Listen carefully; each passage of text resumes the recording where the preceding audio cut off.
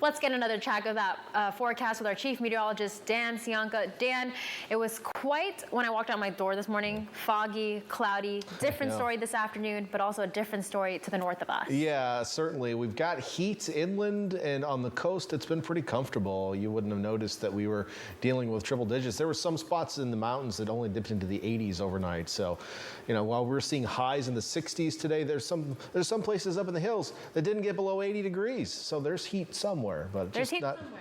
Yeah, just not necessarily on the coast. I want to go through some of the alerts in place. This is a new one that was just issued today. This is a gale warning, so we haven't really talked much about the wind, and there is some gusty wind expected along the Big Sur coast overnight tonight. It's a very small window, 9 p.m. tonight until 3 a.m. Saturday morning, from Point Pinos to Point Piedras Blancas along the near coastal waters, so wind gusts up to 40 knots possible will contribute to dangerous seas. So I wanted to mention that for you. The other alerts, obviously, are the heat alerts, which we've been talking about all week. The ones that are currently affected or excessive heat warnings for the mountains and southern valleys of both San Benito and Monterey County. That went into effect yesterday. Will continue all the way through Tuesday. An excessive heat warning that means that conditions are hot enough right now to make the weather dangerous to your health, okay? Now, there's another excessive heat warning. This is now going to go into effect on Sunday. Initially, it was supposed to go into effect on Saturday. The Weather Service has backed it to Sunday, and that is for the Santa Cruz Mountains and the KION coverage area of Santa Clara County, which is basically from Morgan Hill southward.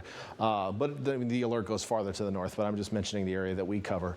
So that goes into effect on Sunday. We'll be under that excessive heat warning as well through Tuesday, meaning that conditions will be dangerous for your health. Now, in a lower tier of warnings, we have an advisory, a heat advisory for the coastal areas of Santa Cruz County, the lower valleys of San Benito County, and also the lower valleys of Monterey County, including the lower Salinas Valley and Carmel Valley. You're under a heat advisory beginning on Monday and lasting through Tuesday. That means that if you are sensitive to the heat, that heat is going to be dangerous to your health, okay? So just something to be aware of. These are the alerts that are in place. If you live on the coast, we haven't had too many problems yet, but it is going to get warmer on the coast as well as we head through and out of the weekend.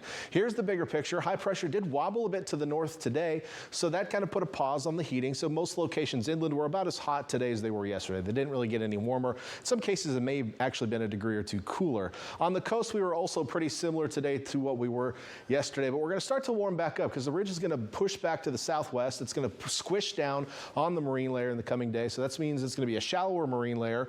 And while it may be pretty stable on the coast in places, I just think it's still going to be warming us up even on the coast, not to mention adding to the temperatures we see inland as well. So tomorrow's going to be warmer than today, I think, for most locations. Even though the model's not necessarily showing that, I still think it's going to be warmer tomorrow than it was today. And then as we head into Sunday, it will be even warmer. And then on Monday, even warmer on Monday, which may be the peak of the heat that we see.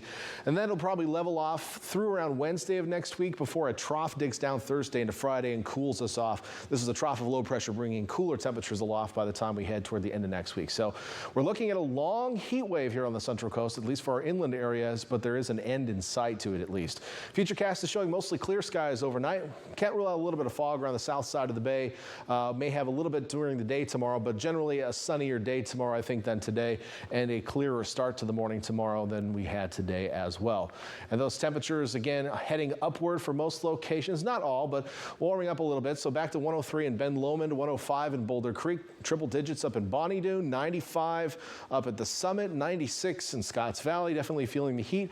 And also starting to get a little bit warmer on the coast as well. Santa Cruz, 89 tomorrow. That's kind of an average high across the city, so it may even be warmer as you head up north of Highway 1, cooler down toward the boardwalk, for example. 80 in Capitola, also going to be finding 80s on the northeast corner of the bay from Watsonville to Aptos. 70s from Moss Landing southward, 82 in Salinas, almost 100 in San Juan. We'll get there in Hollister in the hot spot up in the northeast tomorrow, 104 in Gilroy. To the Monterey Peninsula we go. Not too bad for this time of year, maybe a little warm. 75 in Monterey, 77 in Carmel, and Pacific Grove, our lone spot, still in the 60s tomorrow.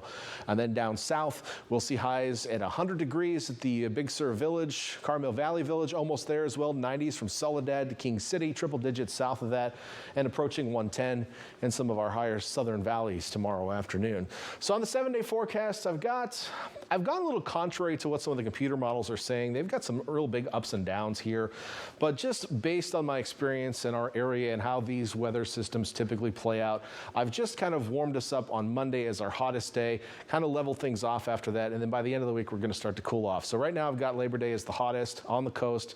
That may bleed over into Tuesday as well, but inland areas have also got us the hottest on Monday as well. But then after that, we just kind of stay pretty toasty for this time of year before that cool down on Friday. So I'll be here all weekend, keeping track of all this heat, so please stay tuned to our forecast in the coming days so you know what to expect day by day. Anna.